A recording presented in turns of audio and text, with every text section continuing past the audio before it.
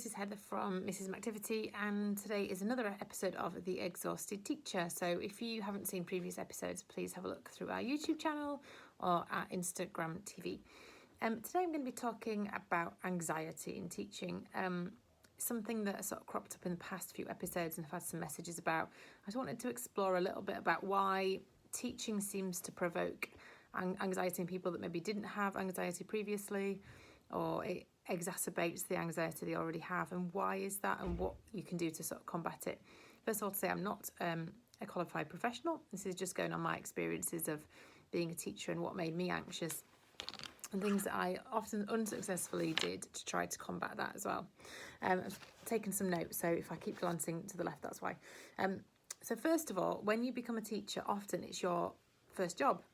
It's your first job from uni, your first professional responsible job, and you've not got that experience of working in other industries or working with people in other areas of life who sort of understand how to deal with anxiety. You're often surrounded by a lot of other anxious people as well. So I think that's one of the things, isn't it? You're thrown in at the deep end when you become a teacher. You're dealing with something, or it is quite stressful, and you're not eased into it like you would be in other jobs. So if you're on a graduate scheme at a bank, for example, you'd have a lot of training and a mentorship, and you wouldn't be left to it all on your own.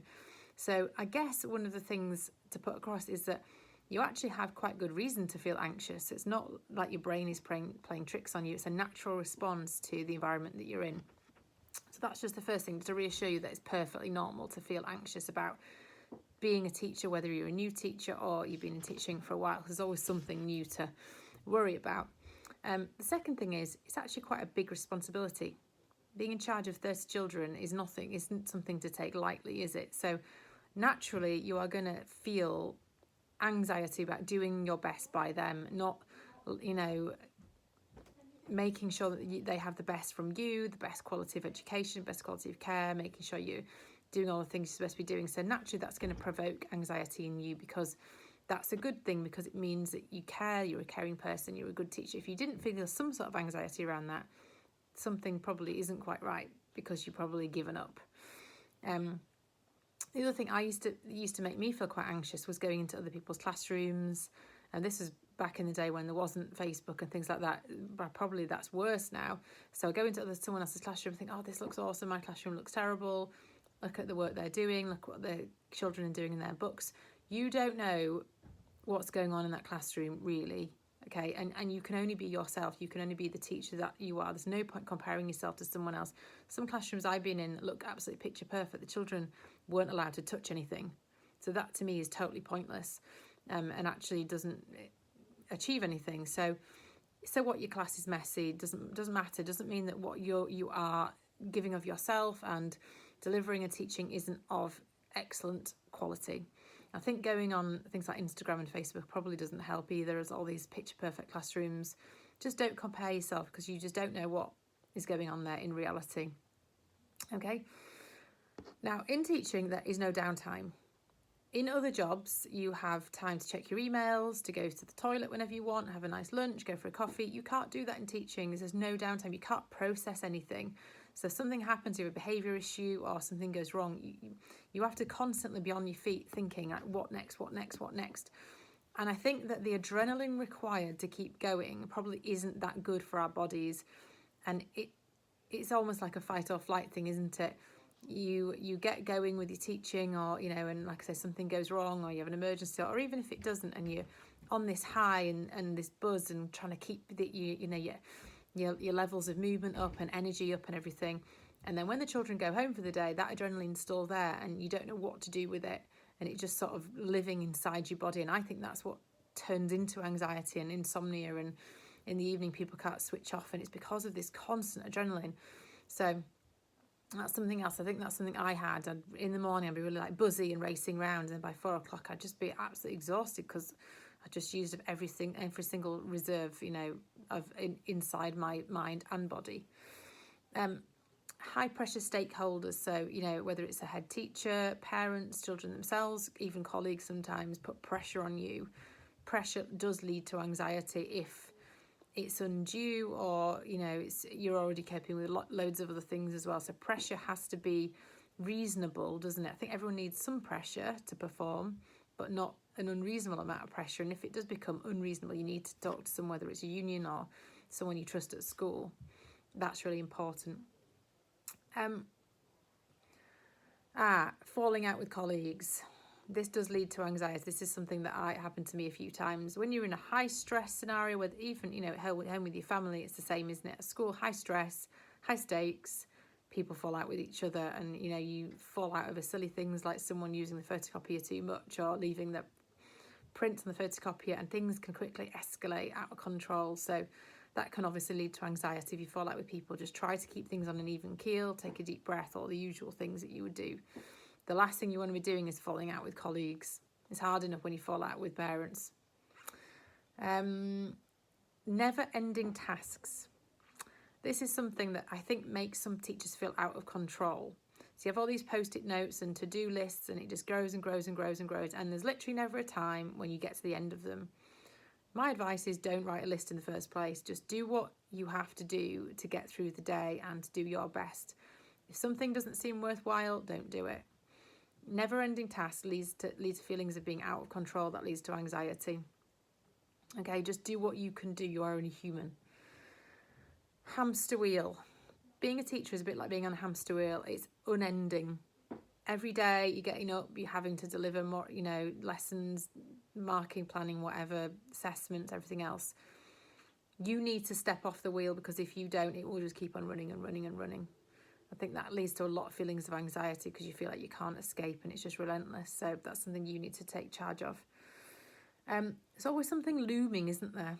Whether it's Ofsted, a Christmas performance, an assembly you have to do, performance management, whatever. There's always something that's hanging over you all the time. Obviously, it's natural to feel anxious about those things. I think it's important just to keep them in perspective. In 5 years, will I care about this? That's what I always say. And if the answer is no, then try not to worry too much about it. Tiredness. Teaching is very, very, very tiring. And when you're tired, you're more likely to feel anxious because you're less rational. Try to get enough sleep, but just feel assured that it is very normal to feel more anxious when you're tired. And try to just think, I'm not going to worry about this now. I'm going to think about it again in the morning when I'm less tired and see how I feel then. Compartmentalising. It's very difficult to compartmentalise teaching. So that's why a lot of people wake up at 4 a.m. worrying about a lesson that they're going to do next day, or an inspection or something. But you have to. You've got to compartmentalise, or you will drive yourself mad. And you will feel unduly anxious, and it will take over your whole life. So when you leave school or when you finish for the day, just try to stop thinking about it. Close it off into a box, do something else, go to the gym, whatever, cook a meal, have a glass of wine, read a book, go for a walk, go for a swim. Compartmentalise it. There has to be more to life than just work. The other thing that used to make me feel really anxious is that often the busiest time of year in your job, i.e. Christmas, summer, that kind of thing, are also the busiest times of year in your personal life. So summer, you're maybe about to go on holiday, planning a holiday. Your own kids have got performances and this, that and the other, and the school trips and lots of things to remember. Likewise, Christmas, as you're practicing for your Christmas play, you've got everything seems to just pile up on top of you. And then your own kids are in plays and need costumes, and you've got presents to buy, and there's always something, isn't there? And I think that leads to anxiety, feeling overwhelmed. Just make sure that you ask for as much help as you can get. If you've got loved ones, family members, parents, just say to them, look, I'm only buying you one present this year. They'll understand. It really doesn't matter. So just try to prioritise and I haven't really got much advice for that because I still have the same problem now. But that is definitely something that is a cause of anxiety. So just some advice then. Again, I'm not a professional. This is just some things that I've sort of tried. First is you can only do your best. So just say that to yourself. When things are piling up and you're overwhelmed, you can only do what you can do. You're going to drop some balls. You can only juggle so many balls at a time. Don't worry about it. Everybody does it.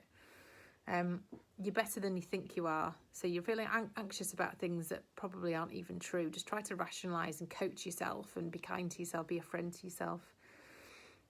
Talk to someone, whether it's a friend at school, a mentor, someone outside of school. Just keep talking. The more you talk, the more you share, the better you will feel. That is definite. It's very isolating as teaching, and I think sometimes when you're feeling overwhelmed and anxious, it's very tempting just to go into bed, go under a duvet or hide away in your classroom. It's actually the last thing that you should do. You should reach out to people if you can. Don't just keep pretending that you're okay when you're not. You know, it's really important to talk. Exercise, this for me has been a massive thing. I've got back into it recently, but I did exercise when I was a teacher. It's really important to get rid of those sort of angst and adrenaline, and you'll always feel better after exercise, even if you're really, really tired, even if you've only had a few hours sleep. I recommend that wholeheartedly. Routine, try and have a routine. You'll feel more in control. So do certain things on set days of the week. Obviously, if then things you can't do them, that can lead to anxiety as well. But just try as far as possible, just have a routine. So then you know what to expect, and you'll feel like you've taken back some control.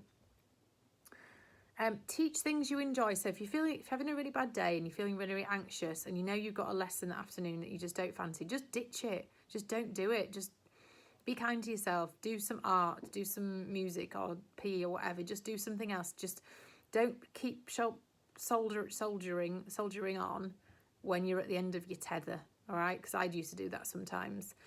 And I keep going in early and staying late when I was absolutely on my knees. If you can feel yourself, not being able to cope or overwhelmed with anxiety, just leave at 3:30 that day. It doesn't matter. Everything will still be there in the morning. I think as well, I used to feel like I was indispensable. Is that the right word?